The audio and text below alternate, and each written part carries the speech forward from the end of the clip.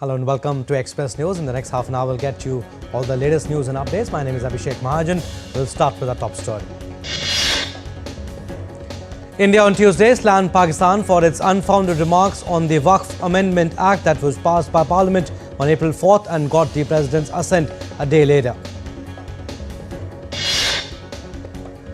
India's Foreign Ministry spokesperson Randhir Jaiswal said that Islamabad has no standing on the issue and should look at its own abysmal record in protecting the rights of minorities.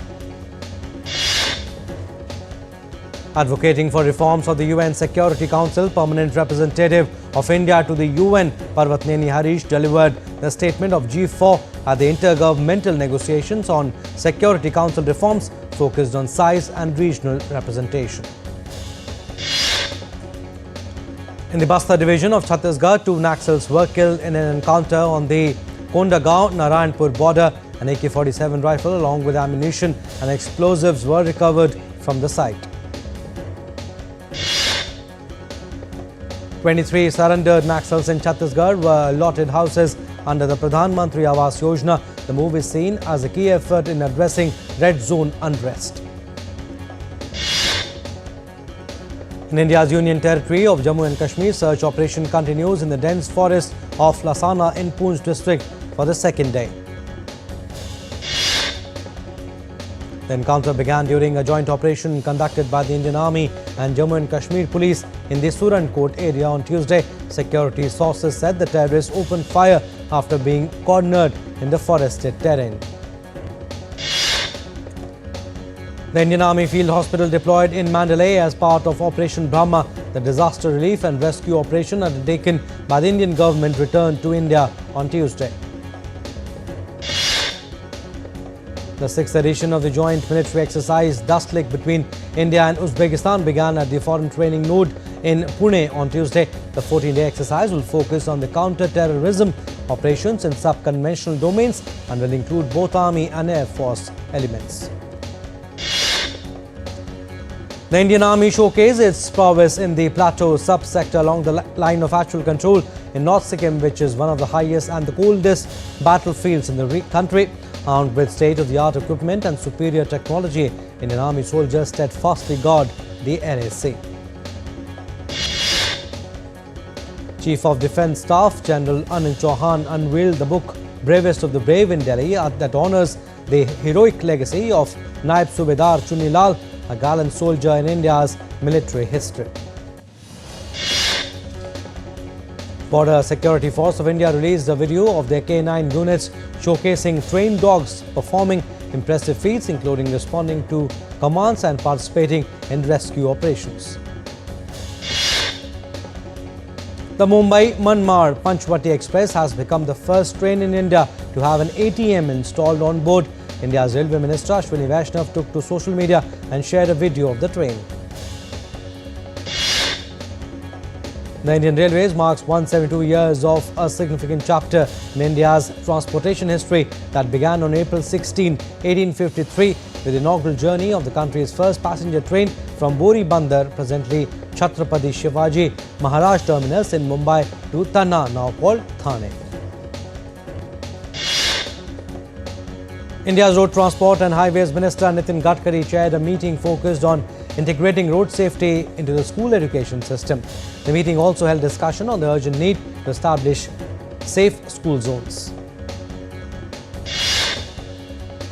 Under Pradhan Mantri Gram Sadak Yojana, a 22-kilometer road has been constructed from Kalakot to Siot in Jammu and Kashmir. The new road brings much-needed connectivity for residents in the remote areas of Rajouri district. Delhi government issued notices to all the schools in the national capital against complaints of exorbitant fees and harassment of parents and students. P. Kumaran, Secretary East in Ministry of External Affairs, signed the condolence book at the High Commission of Malaysia in New Delhi on passing of former PM of Malaysia, Abdullah Badawi. Under Pradhan Mantri Ujjwal Yojana, launched in 2016, providing free LPG connections to those who needed it most. Now, 10.33 crore women in India live in homes filled with clean air. Under the leadership of Prime Minister Narendra Modi, Government of India is fully committed to establishing a new dimensions of development in Jammu and Kashmir and paving the way for prosperity for the local people. Indian equity indices ended on a positive note on Wednesday, with Nifty up by 108.65 points at 23,437.20. At close, the Sensex was up 309.40 points at 77,044.29. Indian rupee ended marginally higher at 85.68 per dollar on Wednesday. Gold futures maturing on June 5 is priced at Rs 95,174 per 10 grams on the multi-commodity exchange. Silver futures for May 5 maturity stood at Rs 96,500 per kg on the MCX. Brent crude oil on Wednesday was up by $0.64, priced at $65.31 US dollar. The cumulative exports of merchandise and services in India during the financial year 2024-25 is estimated to grow by 5.5% at $820.93 billion US dollars as compared to $778.13 billion in the last fiscal year. Mexico seeks to reopen trade talks with the US after Washington signaled its plan to exit a key tomato deal. The agreement protected Mexican tomatoes from heavy anti-dumping duties.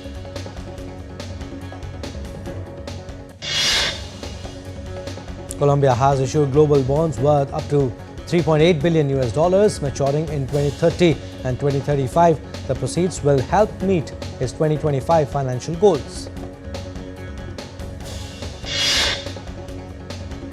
Nvidia expects a $5.5 billion revenue hit this quarter due to new US licensing rules. The restriction impacts sales of its key chip to China. US District Judge Paula Zienisch demanded US officials to provide documents and answer questions under oath over his failure to return a migrant wrongly deported to El Salvador. Lawyers have accused the Salvadoran government of denying access to over 200 Venezuelans deported by the US and claimed that they have been unable to contact their clients. US President Donald Trump said he plans to roll out a new program offering money for illegal immigrants in the country to leave voluntarily. White House Press Secretary Caroline Leavitt revealed that US President Donald Trump has signaled his willingness to engage in a trade deal with China and is waiting for Beijing to make the first move. Chinese President Xi Jinping is on a visit to Malaysia. He was welcomed at the National Palace in Kuala Lumpur on Wednesday by the King of Malaysia, Sultan Ibrahim Sultan Iskandar, and Malaysian Prime Minister Anwar Ibrahim. South Korea's Finance Minister and Deputy Prime Minister Choi Sang-mok will meet his US counterpart Scott Bessent next week. The meeting comes as Trump seeks to levy tariffs next on semiconductor and chips. US President Donald Trump ordered a probe into potential new tariffs on all US critical minerals imports on Tuesday, escalating his dispute with global trade partners. US President Donald Trump has targeted Harvard with threats to revoke its tax-exempt status unless it accepts sweeping federal oversight. US President Donald Trump has demanded an apology from Harvard University. Harvard in turn rejected demands, warning against conservative control over its institutions. US President Donald Trump met with his top national security aides on Tuesday to discuss Iran's nuclear program ahead of a second meeting between US and Iranian officials on Saturday. US Secretary of State Marco Rubio hosts Jordan's Prime Minister and Defense Minister Jafar Hassan at the State Department in Washington, D.C.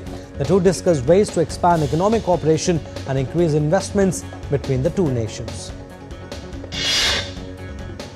Sudan's paramilitary declared the establishment of government rivaling the army-backed administration 2 years into a conflict that has triggered the world's first humanitarian crisis. G7 foreign ministers on Tuesday issued a statement calling for an immediate and unconditional ceasefire in Sudan and condemning attacks by Sudan's rapid support forces. In the U.S. state of Texas, in Dallas, panic erupted at Wilmer Hutchins High School on Tuesday afternoon following a reported shooting. A 17-year-old male was shot in the lower leg, reigniting concerns over school safety in Texas. Measles outbreak surges across U.S. Over 561 cases of measles were reported in Texas on Tuesday alone, and 58 patients have been hospitalized due to complications from measles. After more than 3 years of negotiations and a final overnight push, countries at the World Health Organization have agreed on a historic pandemic accord aimed at avoiding a repeat of the mistakes made during the COVID-19 crisis. Canada is preparing for the elections in full swing, where main party leaders Mark Carney and Pierre Poilievre face off in a fiery debate on Wednesday. Somalia has begun voter registration in its capital Mogadishu for the first time in more than 5 decades, marking a historic step towards universal suffrage ahead of the 2026 presidential elections. Romania's interim president Doordarshan met a bipartisan delegation of 8 U.S. members of Congress, the first U.S. officials to publicly visit Romania since the election was voided. Romania will repeat its 2-round election on May 4 and 18. Singapore will hold a national election on May 3rd, the Election Commission said on Tuesday, amid worries about the cost of living and fears of a recession as a result of U.S. tariffs. All right, we are slipping into a very short break. On the other side, more stories. Keep watching Express News.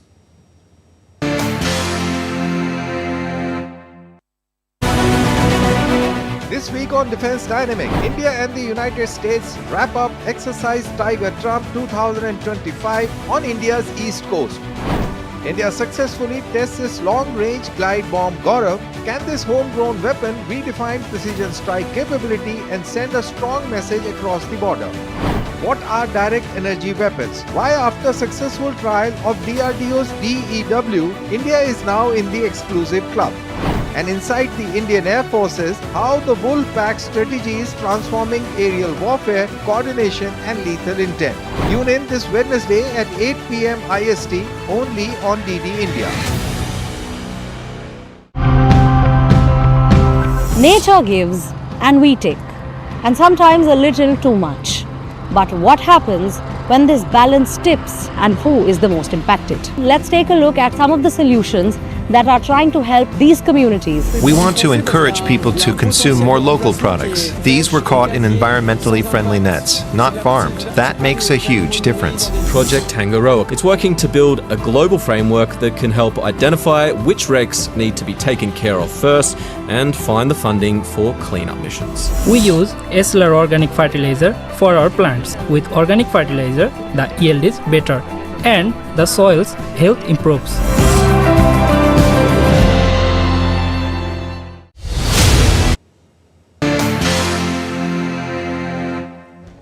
Welcome back. You're watching Express News. Some more stories. A sandstorm hit parts of Basra, Iraq, causing poor visibility and health issues. Around 1,041 suffocation cases were reported, according to the Basra Health Directorate. Indigenous representatives from around the world gathered in front of Brazil's foreign ministry. They called for a just energy transition ahead of the COP30 climate summit. Leaders from Brazil, Canada, Colombia and African nations joined the rally, urging for policies recognizing indigenous rights and their role in protecting ecosystems. The group held a powerful banner painted with ashes from recent Amazon fires. It symbolized the environmental destruction they are fighting against. The city of Dyersburg, Tennessee, issued evacuation orders for South Dyersburg as the North Fork of the Forked Deer River overflowed into parts of South Main Street. Amid energy shortages caused by regional sanctions, Niger is increasingly adopting solar power. The shift follows the 2023 military coup. Temperatures in western India has crossed the mark of 45 degrees Celsius as people experience heat wave. Mild to moderate rain brought relief to Chennai and nearby districts in Tamil Nadu. The showers helped cool down the heat wave-like conditions. The Met Department forecast continued rains and thunderstorms in parts of Tamil Nadu. A heat wave warning has been issued across several Indian states. Punjab, Haryana, Delhi, Rajasthan, Gujarat and Madhya Pradesh are all on alert.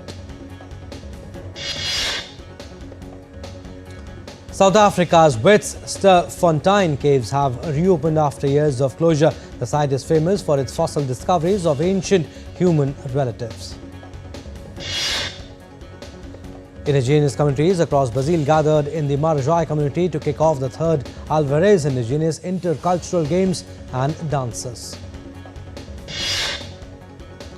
Over 4,000 participants from 16 villages are expected at the Alvarez Indigenous Games in Brazil. This year's theme is Protecting Mother Earth. Tourists and police in colourful floral dresses joined in playful water fights for the Thai New Year Songkran in Chiang Mai, Thailand.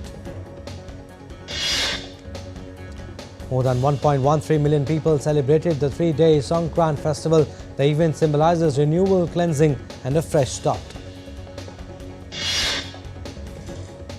Paris's My Lol Museum is hosting the largest Robert Doisneau retrospective in 20 years. For 350 of his iconic photographs are on display. The 2,000-year-old Medusa mosaic in Burda, Turkey has reopened for spring visitors. It was crafted using the opus sectile technique. Meerkats at Gelsenkirchen Zoo went on an Easter egg hunt, discovering mealworms inside colourful eggs. Some even got their heads stuck in the eggs. 4 12-week-old Northern African lion cubs were seen playing in the spring sunshine after their first health check at Whipsnade Zoo in England. Nepal's Madhyapur Thrimi town was painted red with vermilion powder as devotees celebrated the advent of traditional New Year by carrying out a procession. Senegalese music icon Youssou N'Dour returned to Dakar with a new album and tour. He shared that he simply can't live without music. US rapper and actor Ice Cube left his handprints and footprints in cement outside the TCL Chinese Theatre in Hollywood during a special ceremony. Celebrities like Anna Sawai, Tomohisa Yamashita and Sonam Kapoor attended Dior's Fall 2025 fashion show. The event took place at Kyoto's historic Toji Temple. In Tamil Nadu, the town of Samayapuram was filled with devotion during the Chittirai festival. Devotees pulled a decorated temple car in a grand ritual. A new peak at Yumba in Ladakh, standing at 4,800 meters, has been identified for summer downhill skiing. The spot is ideal for adventurous skiers. Following the success of Godzilla x Kong, the new Empire, veteran Hollywood actor Sam Neill joins the star cast of the upcoming Monsterverse film. Streaming giant Prime Video announced the India premiere of miniseries Fellow Travelers, created by Ron Nyswaner. The political thriller is set to release in India on April 17. April 16 marks Charlie Chaplin's 136th birth anniversary. To his iconic little tramp persona, he redefined the perspective of art and continues to inspire generations. Rapper Snoop Dogg announced a new gospel album, Altar Call. It is scheduled for release on April 27 under Death Row Records. Hollywood actor Jesse Eisenberg's upcoming musical comedy, which is a follow-up to the Oscar-winning film A Real Pain, has added Hall Bailey and Havana Rose Liu as new cast members. Convicted in 2020 of rape and criminal sexual act, Hollywood producer Harvey Weinstein returns to Manhattan courtroom for a new trial on rape and sexual assault charges. The cast of Prime Video's new series Heatwave walks the red carpet in New York. The show premieres globally on April 24th.